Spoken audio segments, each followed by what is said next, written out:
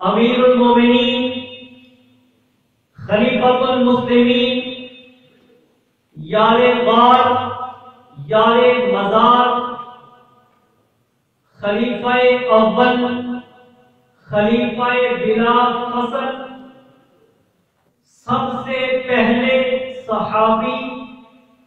قطعی جنتی حضرت سیدنا و مولانا امام صدیق اکبر رضی اللہ تعالی عنہ، آپ کو اللہ تبارک و تعالی نے وہ عظمتیں، وہ شانیں اور وہ مرتبے عطا فرمائے کہ جو اپنی مثال آپ ہیں۔ آپ کا ایک شرف تو یہ ہے کہ آپ افضل البشر بعد الانبیاء والمرسلین ہیں، یعنی تمام انبیاء و مرسلین کے بعد انسانوں میں جو افضل و اعلیٰ ترین شخصیت ہے وہ حضرت ابوبکر صدیق کی ذات ہے۔ آپ کو اللہ تبارک و تعالیٰ نے جو شرف عطا فرمایا اسلام کا کہ آپ خود بھی صحابی، آپ کے والد محترم بھی صحابی، آپ کے بیٹے بھی صحابی اور آپ کے پوتے بھی صحابی۔ آپ وہ ہستی ہیں کہ جن کو رسول اللہ صلی اللہ علیہ وآلہ وسلم کی ظاہری حیات طیبہ میں زمانہ اسلام سے پہلے اعلان نبوت کے اظہار سے پہلے بھی ان کو رسول اللہ صلی اللہ علیہ وسلم کی معیت و سنجت حاصل تھی، اور سب سے پہلے مردوں میں اسلام لانے والے آپ ہیں۔ آپ کا شان و مرتبہ کیا ہے؟ آپ وہ ہستی ہیں جو کہ خلیفہ بلا فصل ہیں، یعنی کہ رسول اللہ صلی اللہ علیہ وسلم کے ڈائریکٹ حضور کے فوراً بعد جو خلیفہ ہیں وہ حضرت ابوبکر صدیق خلیفہ بلا فصل ہیں، خلیفہ اول ہیں اور امیر المومنین ہیں، اور وہ ہستی ہیں کہ جن کو اس غار میں مصطفیٰ کریم علیہ السلام کی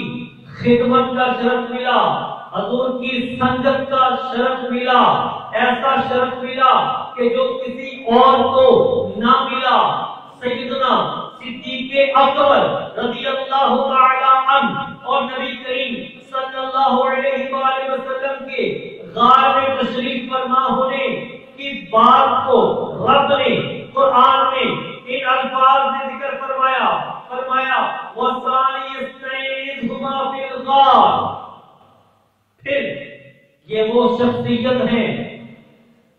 کہ جن کو اللہ رب العالمین جل جلالہ نے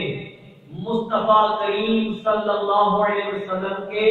مزار میں بھی حضور کا قرب عطا فرمایا۔ آئیے یہ میں مختصراً واقعہ بتا دوں کہ سیدنا صدیق اکبر رضی اللہ تعالی عنہ جب آپ کا وصال کا وقت قریب آیا،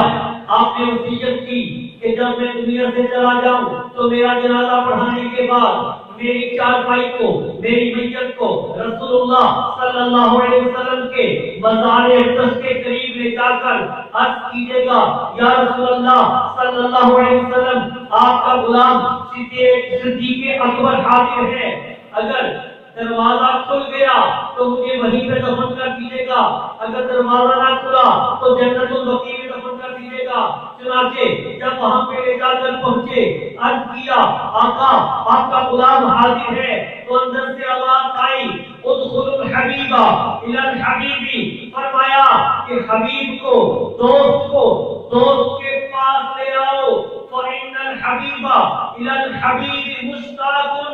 اس لیے کہ جو دوست ہے وہ اپنے دوست کا بڑا مشتاق ہے۔